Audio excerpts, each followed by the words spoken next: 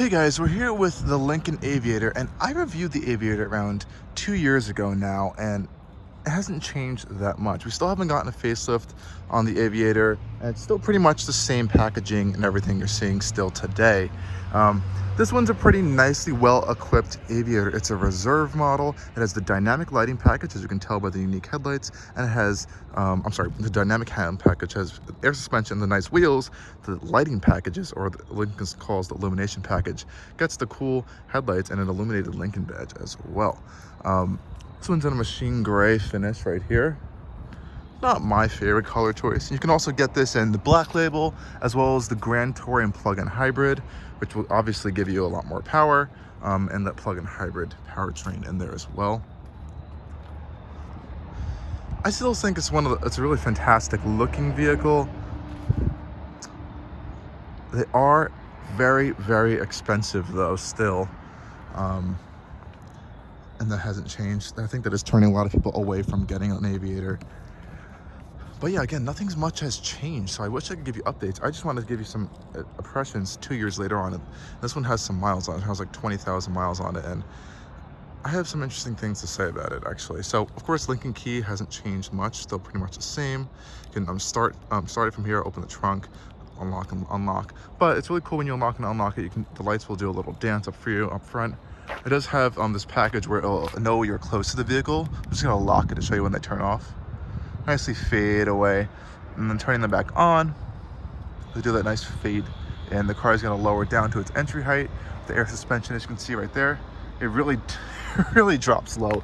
Honestly, I would just get the dynamic handling package because it looks so cool. It kind of drop down on the airbags.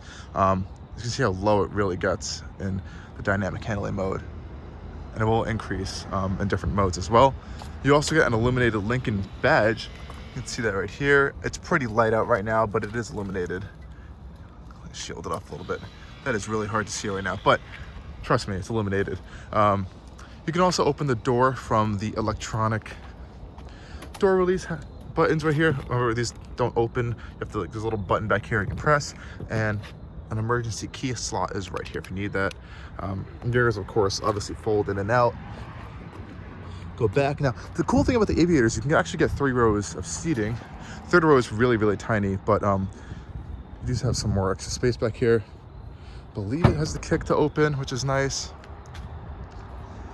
Yeah, so the third row is up right now. As you can see, you just pull the headrests up. They're really annoying, so I just keep them down. Yeah, as you can see, this is what it looks like. The third row up. You can fold that flat, and you have a lot more space.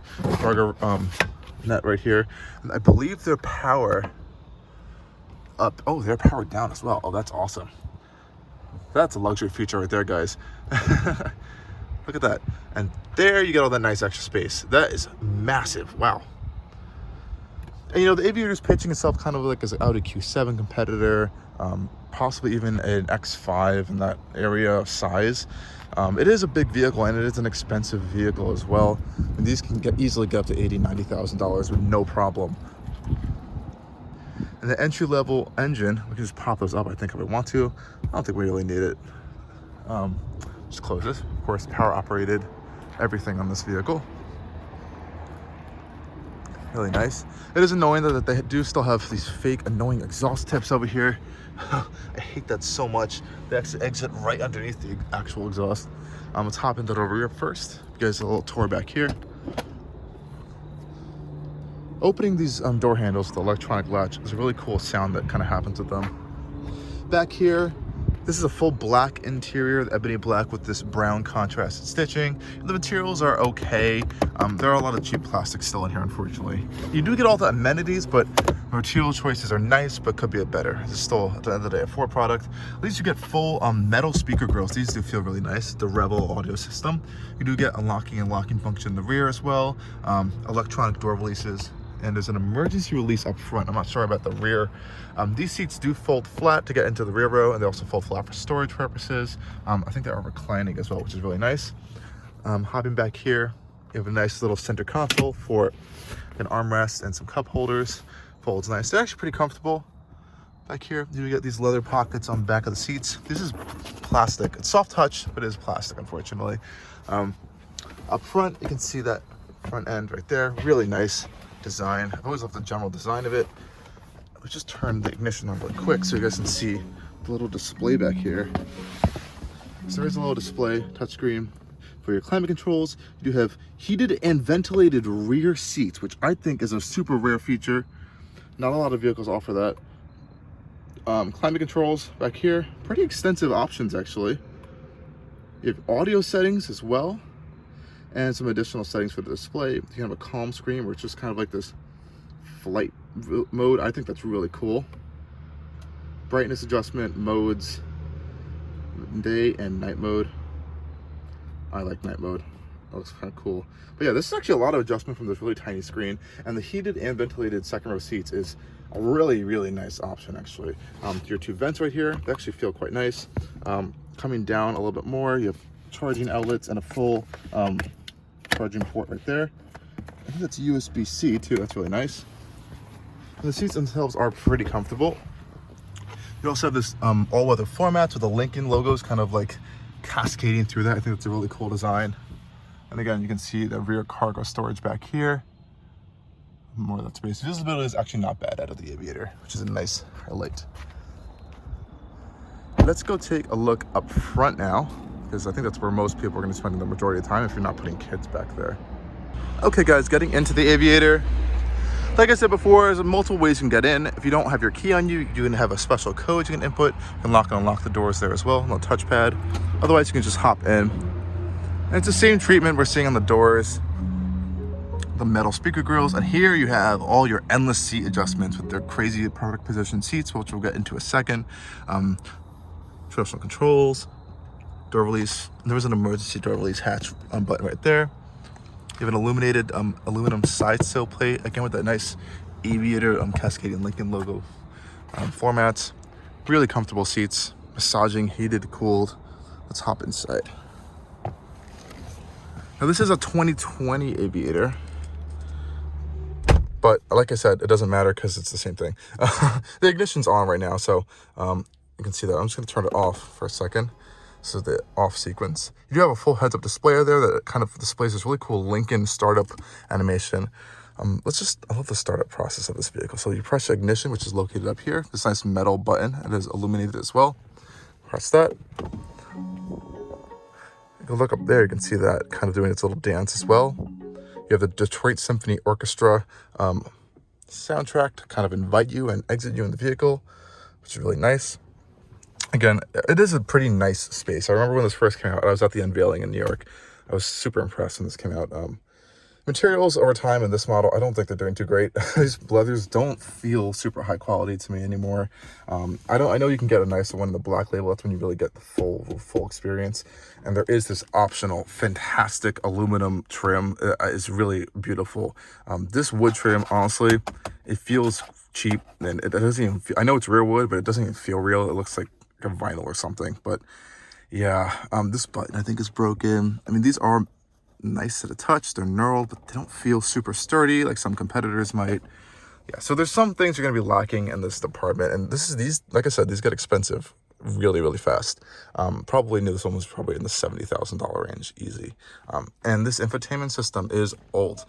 It's not bad, it works. You can have Apple CarPlay and Android Auto and all that stuff, but it's a little laggy, as you can see, and I think it's getting old. I know they're probably going to facelift this model soon. We'll probably get a wider display like the Navigator has now, and the Nautilus has now, and the new Corsair have. This one is the last one, I think, to be getting that, so we'll have to wait for that. There are a lot of options in here, actually, and there is ambient lighting. Let me just turn the vehicle completely on. Obviously, foot on the brake. Start up that engine. Look at the starting sequence again. Awesome. As you can see, there should be ambient lighting. Let me just turn the headlights on for you guys. See the red ambient lighting. It's not everywhere in the vehicle. It's kind of like in the door panels. You can change it through the infotainment system as well to a variety of different colors. Like I said, this one's a pretty basic interior spec. You have the black on the ebony leather with brown stitching and the brown wood inlays. Not bad. I do like the steering wheel. It's pretty nice. I don't like where the placement of this button is, because I like to put my hand like this sometimes and I'll press the stupid voice control button, and it's a terrible system. Don't recommend using it, but that's one little gripe. Paddle shifters on the back, they're plastic. Not the best feeling, but they are there if you need them for the 10-speed automatic gearbox, which we'll get into later, I'm not the biggest fan of. I do love this implementation though, very Range Rover style-esque. So a lot of these buttons are hidden until you press them. For example, if you press your cruise control button, now all the controls for the cruise control will illuminate down here. So you have your resume and set buttons, cancel, of course, lane keep, automatic steering, your distance control, and the lane keep assist function is actually built into the stock right there, which is a really weird placement for that. When you press this button, it disappears, which is cool. And this is the control, your little configuratable screen on the right hand side, and that's pretty much the only configuration you're going to get. It's really limited to configuration. If you do put it in the different drive modes, you have your drive mode selector in the center console. You can press it, turn it. You can see we have normal and conserve and excite, which is your sport mode, and they have a deep conditions mode as well, kind of for some mild, I guess, off-roading if you need to do that. So that is an option as well. Turn signal indicators, as well as your windshield wiper controls on the right, and your headlight controls are down here with this stock. This does have a very, very long laundry list of safety systems, so that actually is pretty nice. So you can access them quickly by pressing this button right here, and you get quick ones right here, but you can also press additional settings, and then you'll see the insane, see the screen. Sometimes it works and sometimes doesn't, as you can see right there. Real world testing, guys. You can see the laundry list of information on this display, and these are all safety systems. So you have a lot of configuration with them, and you can turn them all off, you can turn them all on. That's up to you. But you do have that if you need it. Next, I want to get into the seats really quickly, and I don't even think the cameras are worth it because they're terrible quality. And Ford doesn't really let you give you a lot, or Lincoln doesn't give you a lot of ability to kind of configure the 360 cameras, which is really unfortunate. You can go to different views, but again, the quality of these cameras is awful. I really hope they change this when they facelift the model. You do have an automatic park function as well. The seats now. The seats have an insane amount of control. Like I said, they're heated and cooled, both in the second row and the front row.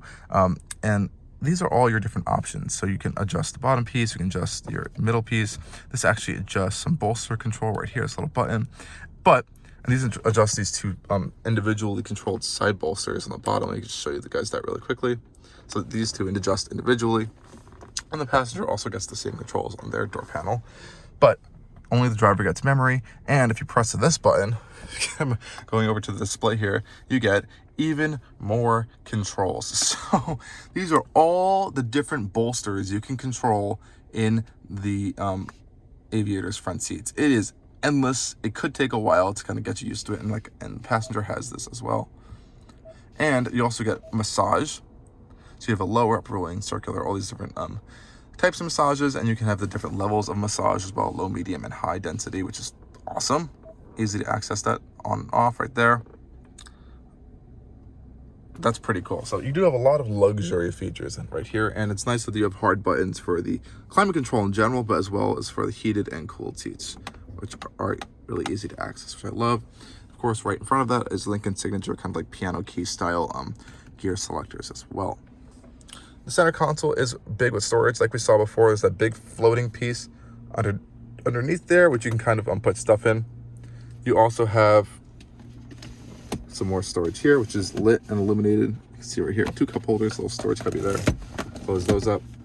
It is nice that they did not go with a gloss black. This is actually, I really do like this, so it doesn't show like fingerprints everywhere, which is fantastic.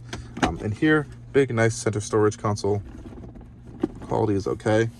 It is really nicely padded though, which is fantastic. And this one does have a full panoramic roof up top.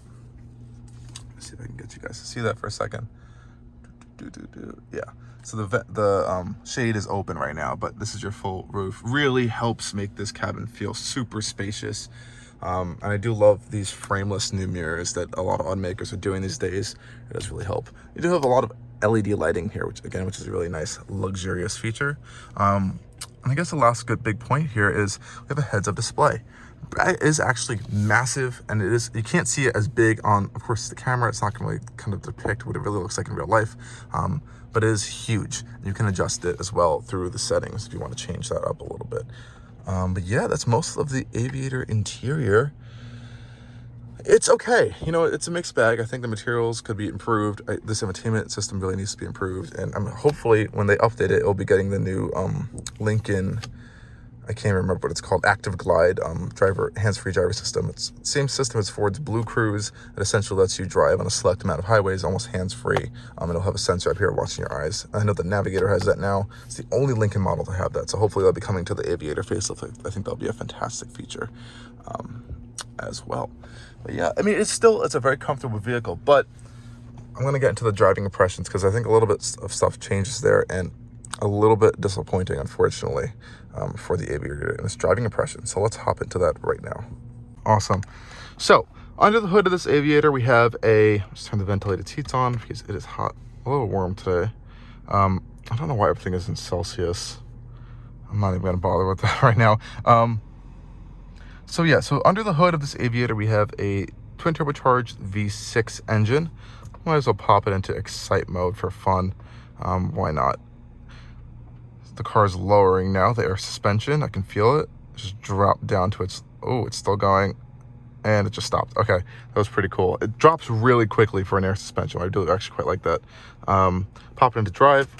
Press that button there. I think the e-brake is on right now. I'll turn that off. It has automatic brake hold on as well. And you can just set off easily like that. Awesome. So, Aviator, what are we dealing with here? So, as we are in Excite mode, the suspension is stiffer. It is an adjustable dynamic suspension. 400 horsepower. You can definitely feel it, and there's a lot of boosts going on there as well. Now, you have paddle shifters as well. We're gonna end that part of it mainly because this is not a performance vehicle. I don't think it's designed to be a performance vehicle, and I don't think Lincoln's intentions were to make it a performance vehicle.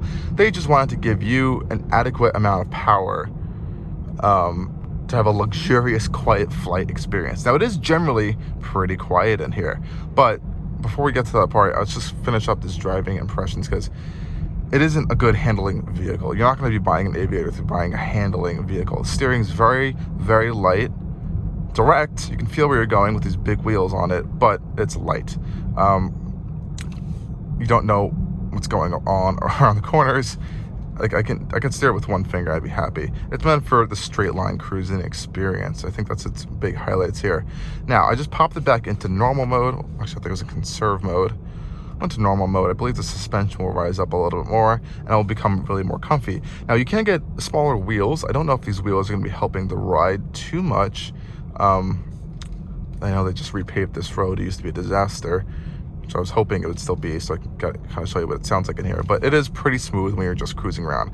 Once you start trying to push it to its limit, try to use that 400 horsepower, you're going to notice a few things. It doesn't handle particularly well, and there does seem to be some issues, I think, with the connection between the gearbox and the engine.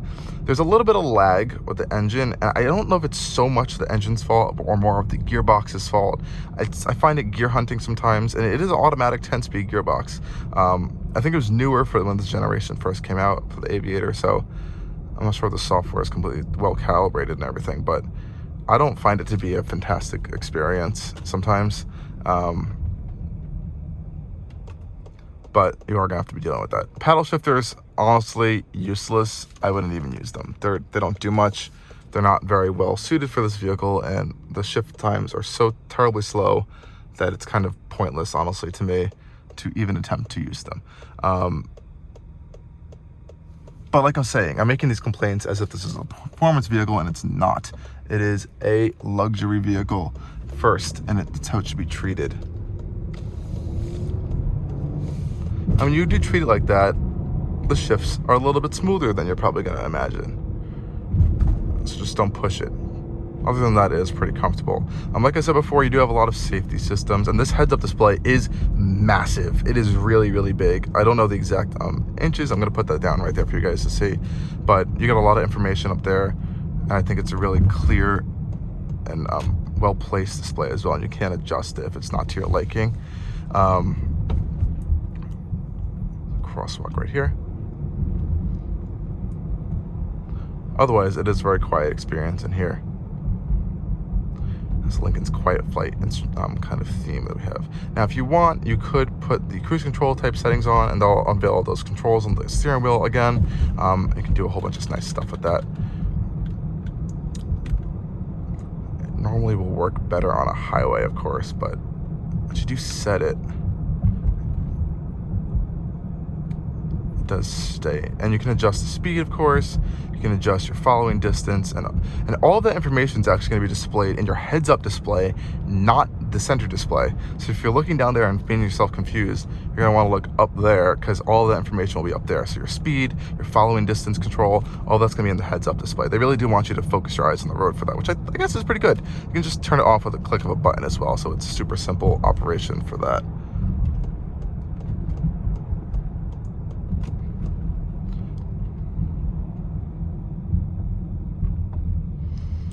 Now, I'm curious to see what the Aviator is like on a smaller wheel. Generally, the ride is pretty comfortable and pretty soft. It does soak up bumps pretty well, but I can feel that these wheels are a little bit big, I think. And I think it's kind of hampering the ride just a bit. If you do need to accelerate, yeah, it's got the power for sure, but it's a little coarse in its nature. It doesn't have that nice refined engine note you might be looking for in like a luxury vehicle, especially one that's gonna be costing the $70,000-$80,000 range. I do like the turn sock sound as well. It's actually quite nice. Again, the steering, not the best thing in the world, but that's not why you're buying this. And of course, we have to mention that this one does have the Revel audio system. It actually is quite fantastic. I think there actually is if I can find it in the settings, there is an experience mode. Unfortunately, I cannot put on audio because that will mean copyright strikes to YouTube. But I believe there is a experience mode that will kind of let you get a taste of what the Revel Ultimate system can do. Not all of them have it, unfortunately.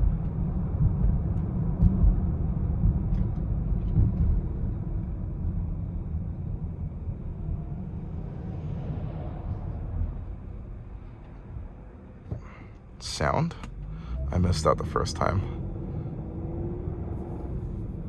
Yeah, it's a weird operation of the pedals sometimes. And we'll just pull over for a second so you guys can hear that Revel experience.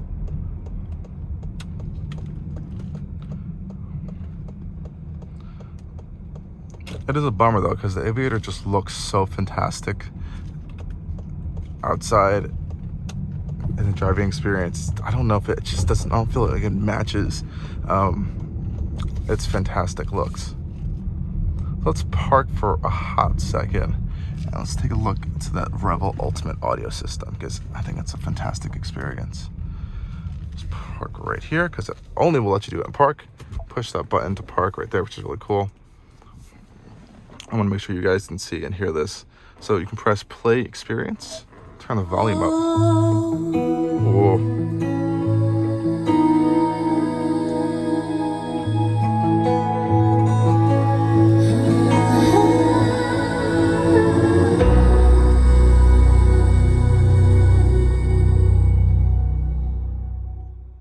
Okay, that's the Revel Ultimate audio experience. Pretty good speakers, I will say. Not the best. Volvo's systems are definitely going to sound better. I can guarantee you that.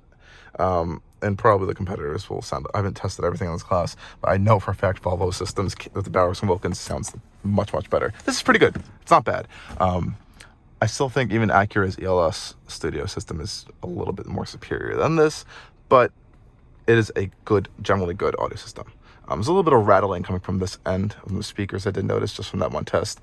But other than that, that was my only complaint from that. But thank you guys for joining me on this quick drive video of the Lincoln Aviator.